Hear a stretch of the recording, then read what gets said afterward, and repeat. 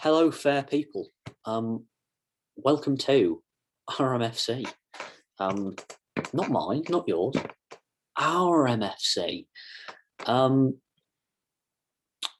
club, well, one of the clubs, 8, you can't do the maths, in the FA Cup quarterfinals. What a cup run it's been. First time in this FA Cup quarterfinal in 5 years. And on our way, knocking out Mansfield in dramatic fashion, which was scary, and then winning on penalties at Old Trafford, and then beating Spurs at the Riverside quite handedly as well. We'll get into that, but we were excellent. Spoiler alert. So let's get into that.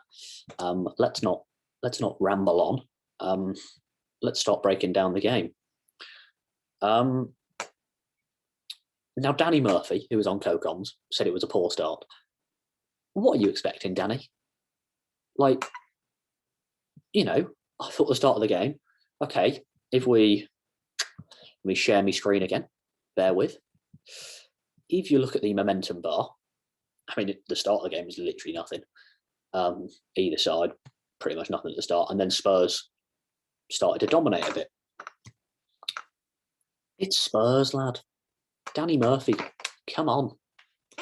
The quality they've got. Heung-min Son, Harry Kane, Dejan Kulusevski as well, who is a great player for what we've seen so far. Pardon me. I'll do that bit again. With the quality they've got, you got Son, you got Kane, Kulusevski is, from what we've seen so far, a brilliant player. I'd never seen him play before. I'd always heard he was good. He's good. The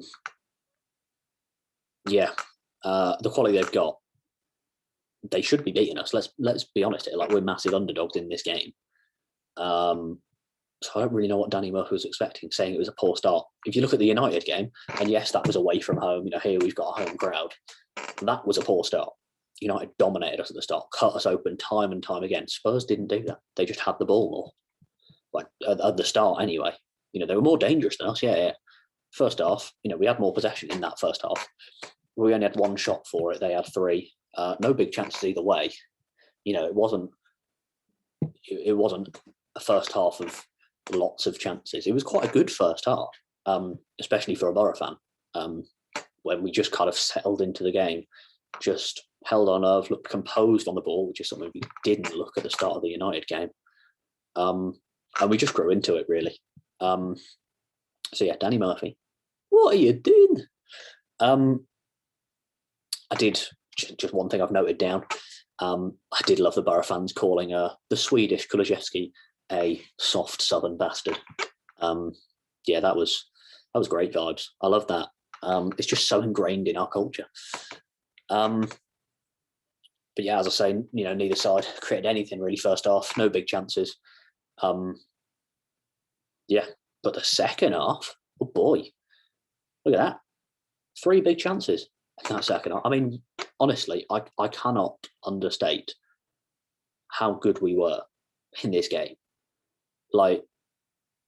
Against Spurs, who, okay, they get laughed at. Spurs do get mocked. And rightly so at times, because they should be doing better than they are, really. Especially when, some of the games they've lost this season. NS Mura springs to mind in the Europa Conference League. With the quality they've got, they're just a funny club. Insert Chiellini, if you want. Like I say, the quality they've got, they're a side pushing for Champions League football. Let's not mess about here. With a world-class manager in Antonio Conte, who's won league titles everywhere he's been. Granted, that is, 3 clubs, I believe. 3 big clubs anyway. Juve, Chelsea, and Inter Milan. But he's won things everywhere he's gone. He's a brilliant manager. Maybe he didn't win anything with his Italian national team. I can't remember. In terms of club football, he's a brilliant manager. Okay. they've got a squad light years ahead of our squad. I mean, obviously, the amount of money they've got compared to us, the resources at their disposal, having Champions League football for several years, you're going to have a better squad. They're in the Prem, so it's a given. As much as I love our squad, and here's us, dominating possession, having more shots, having 3 big chances, 2 of them. Oh, I don't know how they don't go in. 3 headers from corners. Matty Crooks and Johnny Howson. It's got to be hitting the net. But this is the thing, like, if those 2 go in, obviously we're 2-0 up if those 2 go in. Smart, I know. We were so good. I thought we were going to lose this game beforehand. I thought we'll give a good account of ourselves, but they'll have too much. No. That home form, that home crowd. I mean, our home form is outrageous. That's 8 wins in a row at home, I believe, in all comps. Whoever we get in the quarterfinal, which we'll know it by now. If it's at home, we'll fancy our chances. Unless it's probably, City or Liverpool, and then, yeah. But Chelsea we could do, I reckon. They only just squeaked past Luton at home. So never know. Yeah. Anywho, Spurs in that second half, they did have a goal disallowed for a marginal offside, and I stress marginal. Thankfully, Harry Kane didn't go down because Dale Fry was trying to undress him. And that's fair enough. Do that in your spare time, though, Dale. Not on the football pitch, please, mate. Not because I don't want to see it. That's not what I'm saying. I mean, personally, I don't. Just don't foul him. That's all. It was beautiful to see Harry Kane wheeling away in celebration and then realising his goal had been chalked off. Mr. Lisp himself. Not much more to add on that second half. Apart from that, it shouldn't have gone to extra time because we should have killed off the game, which is a mad thing to say about a game against Spurs. And you'll notice, extra time, possession swings, 58% for Spurs, 59% for Spurs. The momentum bar, very even as well. But that period there, you see that bit? Oh, the goal came there. I'm a simpleton. Bosh. We scored a football. And who was it? Homegrown Josh Coburn, or James Coburn, if you're Rory Jennings. We did have a good spells in extra time. And I think the momentum bar here, it seems misleading to me. I don't really remember Spurs having much in that extra time. It shows it more even than I remember it being.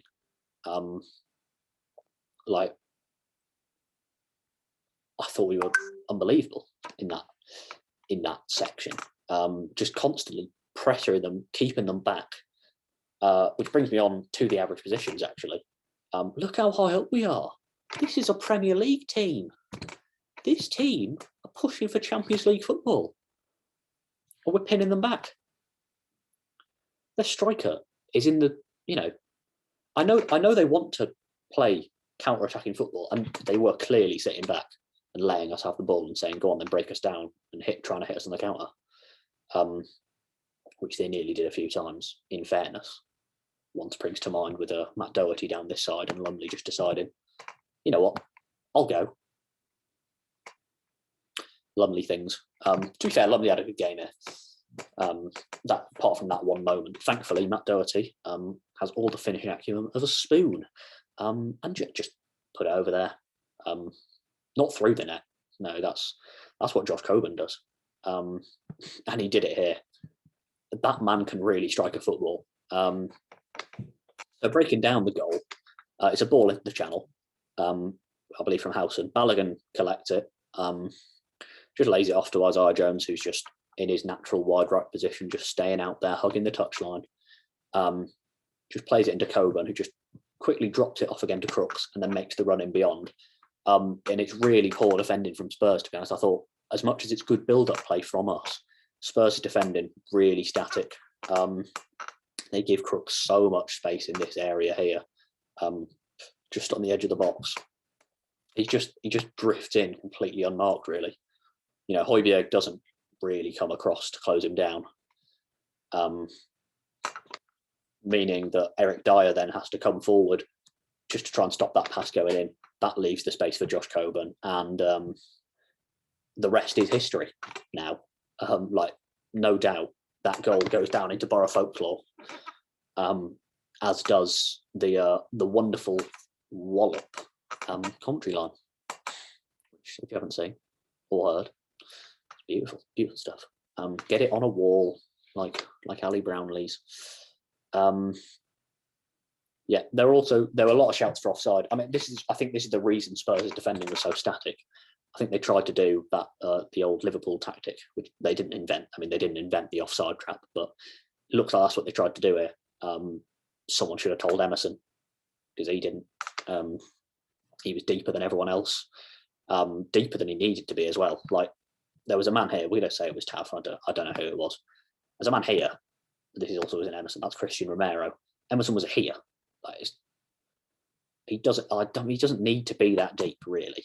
You know, I get he wants to be deep, but that's, you know, that's excessively deep, especially when the rest of your line's further forward and you're just playing Josh Coburn on the side.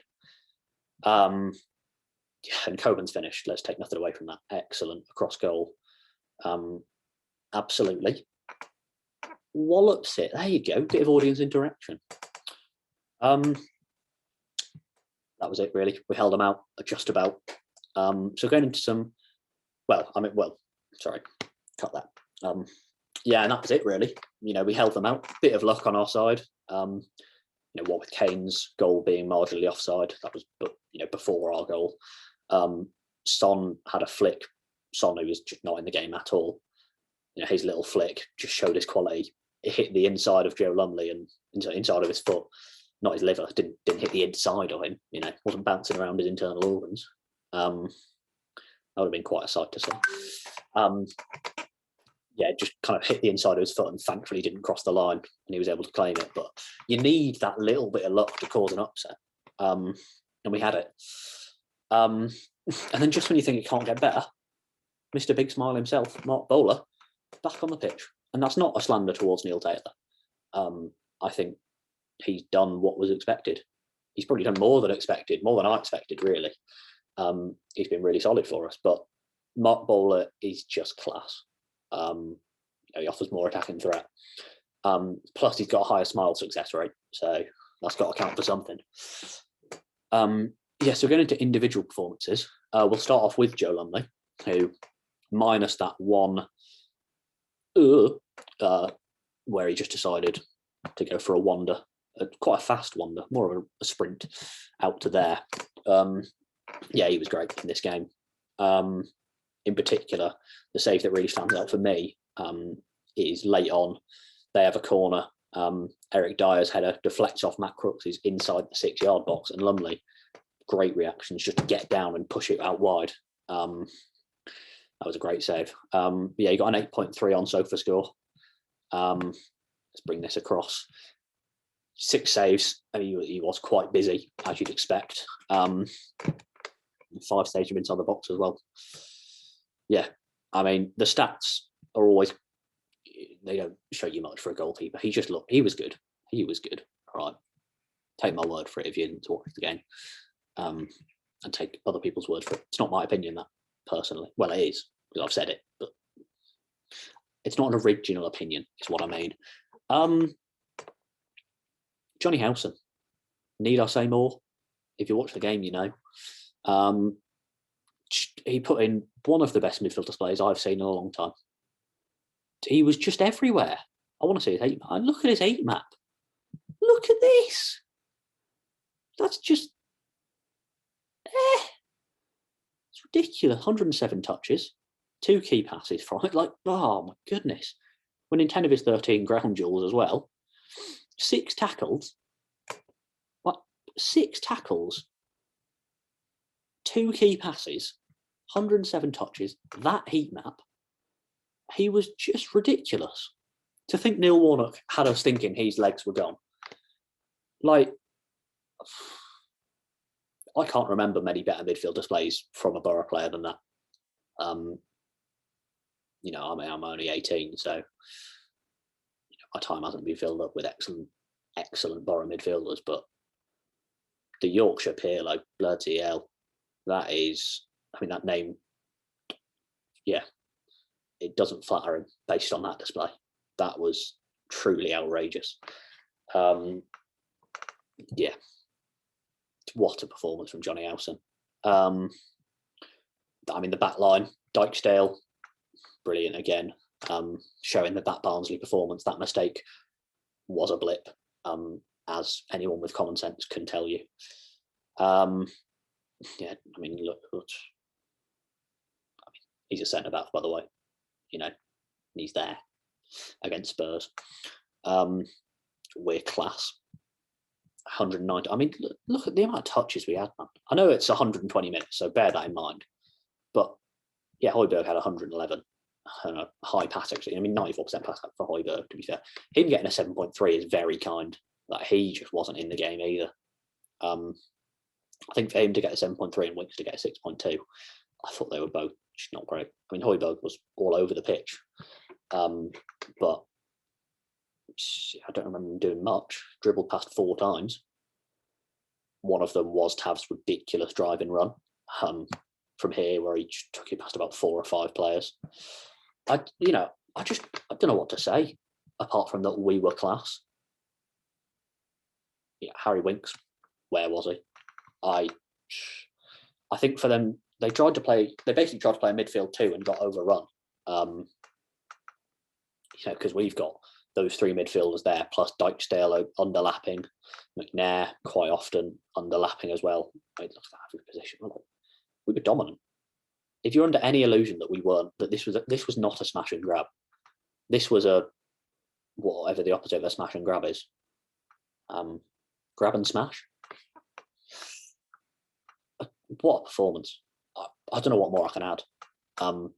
What more I can add? Hey, I'm the first to make that joke.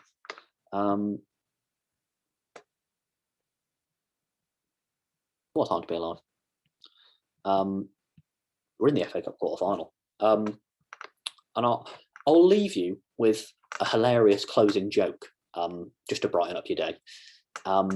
Spurs had 666 passes, which was just shows that it was a truly hellish performance from them. Oh, crikey, don't tell me our recording has just stopped. No. What's happened? What's happened? Laptop. Hello. What happened there? I'm just going to repeat that because I don't know what happened to my recording there. I don't really know where it stopped. Yes, so we're just going to... My recording just did something weird. Doesn't need to be in the video, that. I can't think of much more to add. Just go forth and enjoy the FA Cup quarter-final, my brethren. Because, and just be proud that you support a football team that can put in performances like that, and completely shut down Son Heung-min. Completely. Just, well, I mean, Spurs had 664 passes overall, so a truly hellish performance from them. And if that absolute corker of a joke doesn't make you subscribe, then nothing will. I think we'll leave it on that note, to be honest. You probably can't hear me over the sound of your own laughter now. So, yeah. Enjoy this one. But not for too long, because there's a quarter-final coming up that we're going to win as well. We're 1 game from Wembley. Scary times, but good scary. Speaking of good scary, my face is back in full screen. Yeah, I'm going to leave because it's getting dark. It's been a long day. So, farewell. Look after yourself in these troubling times. And yeah, I'll see you in a bit. Ciao.